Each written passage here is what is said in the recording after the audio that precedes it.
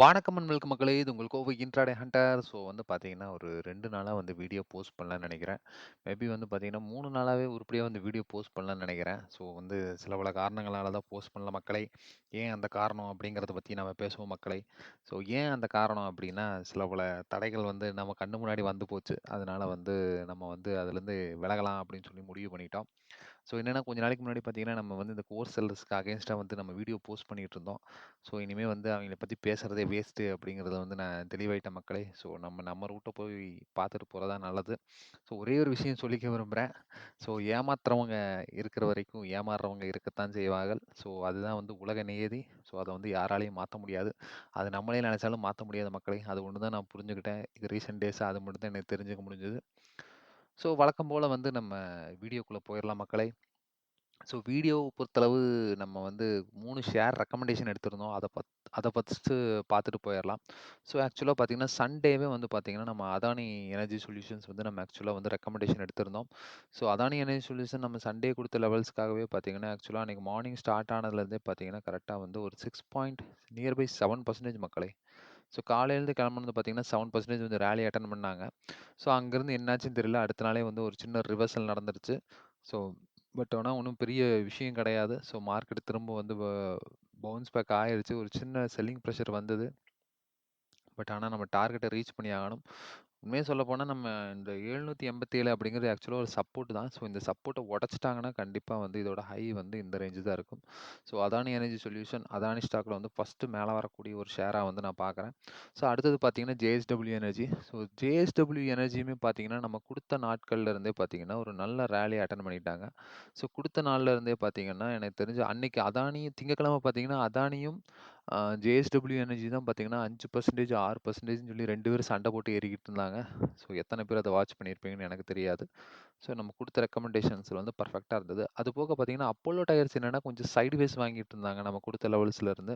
But இப்போ ஓரளவுக்கு பரவால்ல. ஸோ கொஞ்சம் கிளியரா வந்து திரும்பியிருக்காங்க. ஸோ ஒரு 3 நாள் ட்ரெண்டுக்கு வந்து ஒரு டவுன் ட்ரெண்ட் காமிச்சிருக்காங்க. பட் ஆனா பெருசா ஒண்ணும் ரொம்ப செல்லிங் பிரஷர் கிடையாது. அந்த ட்ரெண்ட் லைன வந்து பிரேக் பண்ண தான் நின்னுட்டு இருக்காங்க. ஸோ இன்னும் ட்ரெண்ட் லைன பிரேக் பண்ணல.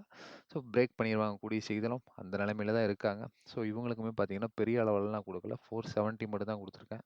ஸோ அந்த அளவுக்கு பெருசா குடுக்கல. அடுத்து பார்த்தீங்கன்னா, ஜியோ ஃபினான்ஷியல் சர்வீசஸ் வந்து நம்ம கண்ல பட்டுருக்கு. ஸோ வந்து இது ட்ரெண்ட் பிரேக் ஆகறதுக்கு இன்னும் ஒரு 2 ஆர் 1 ஆர் டேஸ்க்குள்ள வந்து இதோட ரேஞ்ச் என்னன்னு தெரிஞ்சிரும். KPR mill so KPR mill rally start பண்ணிட்டாங்க.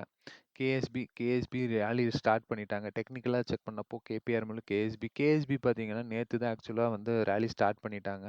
KPR mill. கேஎஸ்பி பார்த்தீங்கன்னா, ஒரு 3 நாளைக்கு முன்னாடியே ஸ்டார்ட் பண்ணியாச்சு. 1, 2, 3 ஸோ திங்கட்கிழமை ஆக்சுவலா ராலி ஸ்டார்ட் பண்ணிட்டாங்க. ஸோ இந்த ஷேர பத்தி ஒண்ணும் பெருசா நம்ம ஃபோக்கஸ் பண்ண தேவையில்ல. ஏன்னா, ஒரு ஷேருக்கு வந்து ராலி ஸ்டார்ட் ஆயிடுச்சு அப்டின்னா, அந்த ஷேர வந்து நம்ம பெருசா கண்டுக்க மாட்டோம். ஏன்னா, அதுக்கப்புறம் வந்து அதோட போற லெவல்ஸே பார்த்தீங்கன்னா, வேற மாரி இருக்கலாம். ஸோ அதோட ட்ரெண்ட்லாம் செக் பண்ணணும். பட் ஆனா, கேபிஆர் மில் பார்த்தீங்கன்னா, கண்டிப்பா ட்ரெண்ட் பக்கம் தான் இருக்கு. ஸோ ராலி ஆல்ரெடி நல்லாவே ஆரம்பிச்சிருக்காங்க. ஸோ ரொம்ப நாளா ஒரு டவுன் ட்ரெண்ட் ஃபேஸ் பண்ணவங்க.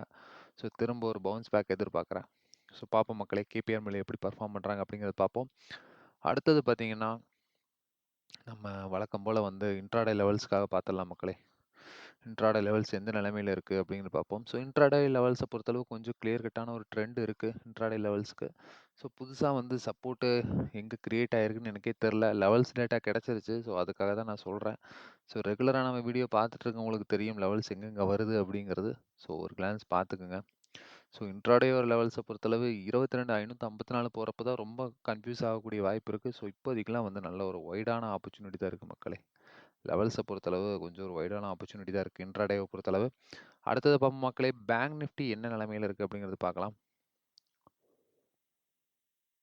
ஸோ பேங்க் நிஃப்டிய பொறுத்தளவு இந்த மாரி லோட் ஆச்சுன்னா, ஒண்ணுமே பண்ண முடியாது. இந்த மாரி அர்த்தராத்திரியிலுமே பார்த்தீங்கன்னா, நெட்வொர்க் இஷ்யூ வருது. ஏன் என்று எனக்கே புரியவில்லை மக்களே. ஸோ ஒரு தடவ ரிஃப்ரெஷ் குடுத்து பார்க்கலாம்.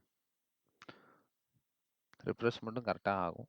பட் ஆனா வந்து பேங்க் நிஃப்டி செலக்ட் பண்ணா வராது. ஸோ இதுதான் மக்களே. ஸோ பேங்க் நிஃப்டிலயுமே பார்த்தீங்கன்னா, ரொம்ப கன்சால்டேஷன் இருக்கு. ரொம்ப சைட்வேஸ் எடுக்குறாங்க. என்ன ரீசன்னே தெரியல. ரொம்ப சைட்வேஸ் எடுக்குறாங்க. கொஞ்சம் மட்டமா தான் இருக்கு. இது டெக்னிக்கல பொறுத்தளவு. ரொம்ப குரூஷியலான ரேஞ்ச் ரொம்ப ஓவரா இருக்கு. ஸோ இந்த மாரி கன்சல்டேஷன் ஏரியாலாம் வந்துச்சுன்னா, பயங்கரமா பிரீமியம் கரைச்சு விட்டு, சிக்க விட்டு அடி அடின்னு அடிப்பாங்க. ஸோ அதுதான் நடந்துகிட்டு இருக்கு இப்போ வரைக்குமே. ஸோ அத தான் பண்றாய்ங்க பேங்க் நிஃப்டி ரீசென்ட் டேஸா. ஸோ பேங்க் நிஃப்டி வந்து பெருசா யாரும் ஃபோக்கஸ் பண்ண மாட்டாங்க. பட் இருந்தாலும் நம்ம லெவல்ஸ்க்காக வந்து நம்ம உறைஞ்சுக்கிட்டே இருப்போம் மக்களே. என்ன ஆனாலும் சரி. ஸோ அதற்காக வரையறும் வேலையை வந்து நம்ம விடவே கூடாது. ஸோ அதனால உறைஞ்சுக்கிட்டே இருப்போம். அடுத்தது பார்த்தீங்கன்னா, மந்த்லி ஸ்விங்கு. ஸோ மந்த்லி ஸ்விங்கில வந்து எங்கேயுமே சேஞ்சஸே கிடையாது. இருக்கிற ரேஞ்சுக்காக தான் ரன் ஆகிட்டு இருக்கு.